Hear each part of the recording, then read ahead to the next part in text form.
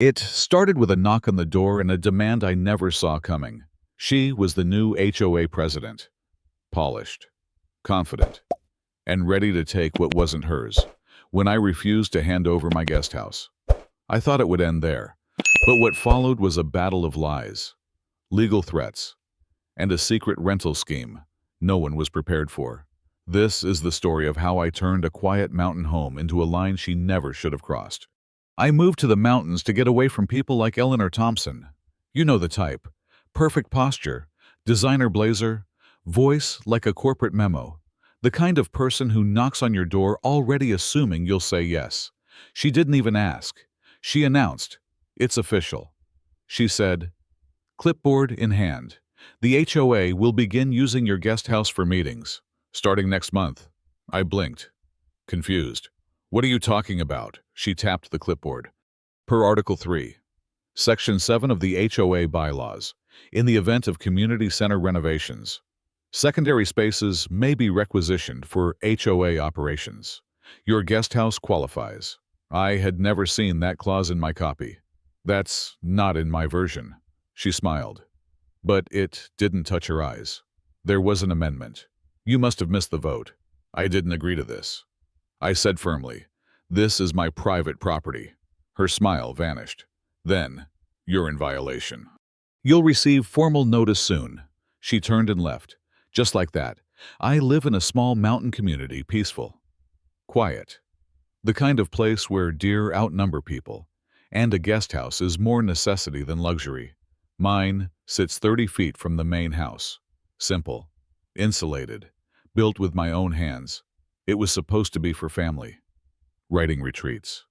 The occasional friend who needed to get away. I never imagined it would become the center of a war. That night, James from next door showed up on my porch. He had a beer in one hand and something like concern in his eyes. She tried the same thing with me. He said, "I let her hold one event in my backyard. One. After that, I got 5 citations in 2 weeks, trash can visibility, leaf accumulation, non-regulation paint color on my fence. She's trying to pressure us." I muttered, "Not just us." He said, "She's taking over." Piece by piece, I spent the next morning buried in paperwork. The bylaw Eleanor cited wasn't just vague. It was entirely different from what I signed when I bought the property. No record of a vote, no signature, just a clause added with no oversight. I cross-referenced every page and found other inconsistencies, dates that didn't match, names listed as present at meetings they never attended. Then came the call from Councilwoman Deirdre Walsh. Renovations, she repeated when I asked. "No, there haven't been any requests or permits issued." Eleanor told me the community center was closed for repairs. Well, she's lying. She said it casually, like it wasn't even surprising. That's when I knew this wasn't about HOA policy. This was something much bigger. I called Sophia, my cousin and a damn good property attorney. She heard the story and said exactly what I hoped she wouldn't. "She's laundering something." Sophia walked me through what to look for: digital records, emails, financials. I requested the HOA ledger under the transparency clause buried in the original bylaws, which Eleanor clearly assumed no one would bother reading. And that's when the house of cards started to collapse. The ledger showed recurring payments labeled event space rental. But the payees weren't listed as HOA vendors. They were individuals, untraceable names. But one of them matched a Venmo tag I found on a flyer advertising private rustic retreats in our neighborhood. It was my guest house. Photographed, listed online, without my knowledge. She had already planned to rent it out, to pocket the money.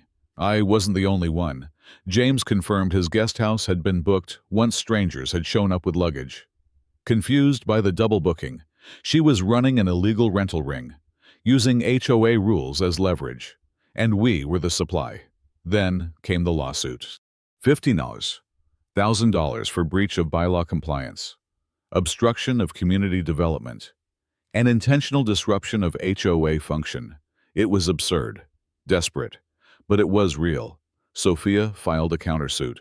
Fraud, misuse of funds, trespassing, unauthorized use of private property. She also filed for a restraining order.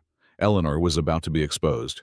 At the preliminary hearing, Eleanor showed up dressed like royalty. She called my refusal a threat to neighborhood unity, claimed I had agreed verbally, said she had witnesses, but her confidence cracked the moment Sophia slid a manila folder across the table. Bank transfers, property listings, fraudulent amendments, and photos dozens of Eleanor meeting strangers outside homes she didn't own. The district attorney's office opened an investigation that afternoon, but Eleanor didn't go quietly. 3 nights later, I woke to an alert from my driveway camera. I checked the feed. It was her, trying to force open the guest house door with a crowbar. She didn't get far. The police arrived before I did. She was arrested for attempted breaking and entering, but posted bail by morning. I figured it was over. It wasn't. The community turned fast. Neighbors who once stayed silent came forward.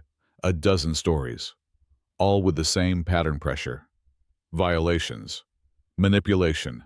One woman found her backyard listed on Airbnb as a meditation meadow. Another caught Eleanor measuring her deck with a tape measure at midnight.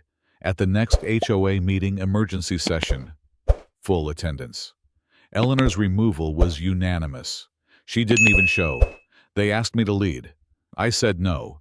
Then they asked again. So I did. Not because I wanted power, because I wanted protection for myself, for the people she'd threatened, for the ones who didn't know how to fight back. We rewrote the bylaws, required public notice for all votes, enforced transparency in budgeting. We made HOA leadership voluntary and accountable. For the first time, the community felt like a community again, until the letter came. No return address. Just one line written in shaky cursive. You took everything from me. Now it's my turn. I read it twice. Then I burned it. I wasn't scared, because I had already faced her worst and won, because I had people behind me now, because I had proof. A case number, a locked guest house, and a memory of what it felt like to be blindsided and rise anyway. She wanted my cottage. What she gave me instead was purpose, and I wasn't giving that up for anyone.